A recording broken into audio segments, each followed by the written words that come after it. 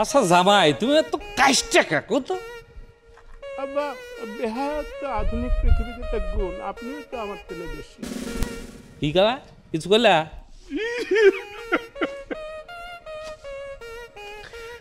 আপনি আপন শ্বশুর হয়ে আম্মা ব্যবহার করতেছেন। আব্বা আব্বা কিছু মনে করেন না, এসে যখন করেছি হাফ দিনই তো আব্বা, আজকে তো অর্ধেক দিন চলে গেছে, থাকি বাড়ি যাই আব্বা, অনুমতি দিলে যাই। বুঝছি বুঝছি তুমি তো আর ছাড়বা না, ছাড়ার পাত্র না।